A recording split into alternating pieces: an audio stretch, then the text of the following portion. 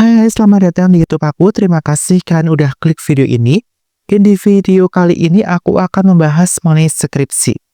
Skripsi merupakan karya ilmiah yang ditulis oleh mahasiswa sarjana atau S1 untuk memenuhi syarat kelulusan.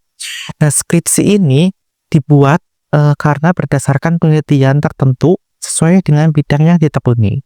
Ya oke, langsung aja aku akan memberikan tips, sebenarnya bukan tips mengerjakan skripsi dengan baik dan benar ya, tapi kayak lebih mengerjakan skripsi agar mental tetap aman gitu ya, tipsnya berdasarkan pengalaman aku pribadi ya guys ya. Dan oke, langsung aja tips yang pertama, kalian harus mengikuti buku panduan atau buku pedoman skripsi yang diberikan oleh fakultas. Jadi, kayak masing-masing fakultas dalam satu universitas itu pasti memiliki buku pedoman dalam mengerjakan skripsi. Jadi, kalian harus benar-benar mengikuti buku pedoman yang dikasih oleh fakultas kalian masing-masing. Jadi, kalian jangan pinjem sama fakultas lain atau bahkan kalian pinjem sama universitas lain.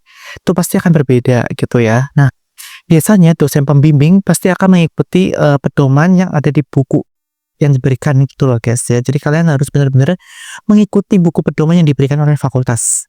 Nah, tips yang kedua adalah kalian harus konsisten saat mengerjakan. Pengalaman aku ya, kayak aku pengen ngerjainnya cepat selesai, tapi aku tuh nggak konsisten guys. Jadi kayak misalkan seminggu ngerjain, nanti berapa minggu kemudian gitu ya kan, 2 minggu baru ngerjain lagi, atau mungkin 1 bulan baru ngerjain lagi. Kayak bahkan kayak bimbingan pertama ke bimbingan yang kedua itu bisa selisihnya sampai 3 bulan. Aku pernah ada itu menyesal guys ya. Jadi kalian harus konsisten dalam mengerjakan gitu ya. Jadi kayak misalkan seminggu ngerjain gitu ya, atau mungkin kayak kalian istirahat 1 hari 2 hari gitu, atau mungkin konsistennya dalam artian kayak misalkan kalian bimbingan pertama gitu ya, ke bimbingan yang kedua itu waktunya tuh jangan kelamaan gitu ya, atau mungkin kalian bisa konsultasi tiap saat gitu ya. Kalau misalkan dosen kalian lagi senggang, atau mungkin dosen kalian lebih mudah ditemui gitu ya, kalian mungkin kalau menemukan permasalahan atau apapun itu bisa langsung konsultasikan ke dosen pembimbing kalian. Terus tips yang ketiga ya guys ya.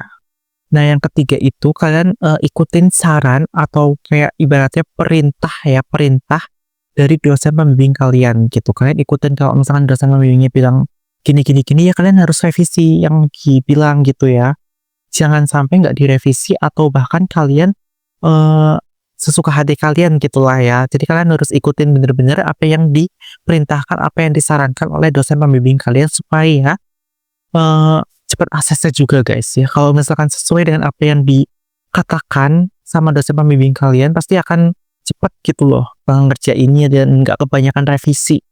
Tips yang selanjutnya yaitu cari data terbaru. Jadi memang benar-benar ya guys ya, kalian harus cari data yang paling baru. Makanya itu kayak ini berhubungan juga dengan konsisten dalam mengerjakan supaya tidak kelamaan.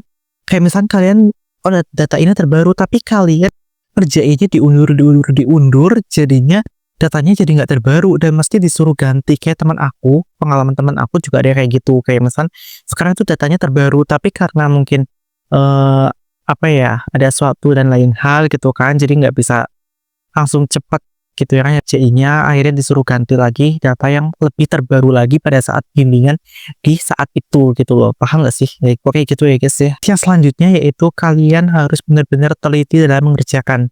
Jadi kayak misalkan dilihat dulu buku panduannya, kayak persyaratan di buku panduan tuh kan ada ketentuan kayak misalkan spasinya berapa, terus kayak fontnya ukurannya berapa, jenis fontnya apa, terus juga diperhatikan kayak apa, kata kanan kirinya, terus juga kayak diperhatikan ukuran dari atas bawah kanan kiri gitu lah ya guys, marginnya gitu ya.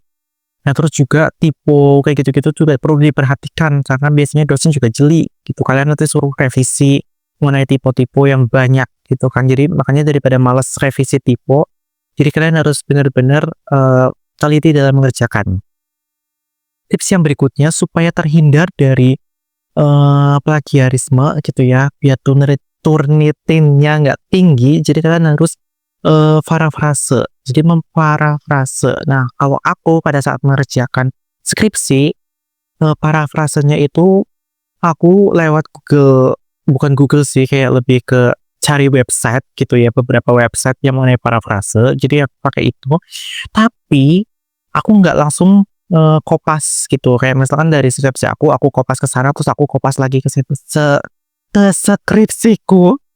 Aku nggak kayak gitu, guys. Jadi walaupun aku lewat website gitu ya, tapi aku tetap eee, memparafrase lagi sendiri baru aku tulis skripsiku, dan alhamdulillahnya sih sekali cek Turnitin lolos ya. Jadi lolos plagiarisme, Turnitinnya di bawah dari syarat, eee, persyaratan kelulusan Turnitin gitu lah ya.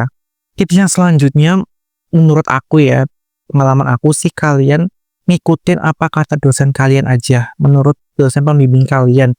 Jadi kalian boleh apa kayak sharing sama teman-teman, tapi sebisa mungkin kalian jangan ngikutin 100% apa yang dikatakan sama teman kalian gitu ya, guys. Karena apalagi kalau teman kalian itu beda dosen pembimbing gitu ya, beda dosen pembimbing, pasti akan beda juga persepsinya, beda juga kayak ketentuannya, beda juga kayak apa yang disarankan gitu ya. Jadi kalian memang benar-benar harus ngikutin apa yang disarankan oleh dosen pembimbing kalian. Jadi jangan mengikutin perkataan atau saran yang disarankan dari dosen pembimbing ke teman kalian gitu ya. Paham nggak, guys? Ya pokoknya gitulah ya. Atau mungkin kalian juga bisa sharing ke teman kalian yang sesama dosen pembimbingnya gitu. Nah, itu mungkin bisa menjadi bahan pertimbangan gitu. Oh, kok temen aku gini ya pada saat bimbingan, kok aku enggak gitu, apa mungkin sebaliknya gitu kan. Nah, nanti mungkin itu bisa menjadi bahan diskusi lah ya ibaratnya gitu, guys. Ya, terima kasih kalian udah nonton video aku yang nggak jelas ini. Terima kasih, see you next vlog. Mungkin kalian ada saran untuk vlog berikutnya, atau mungkin kalian atau apa gitu ya, guys, ada kritikan. Terima kasih, see you next vlog, bye.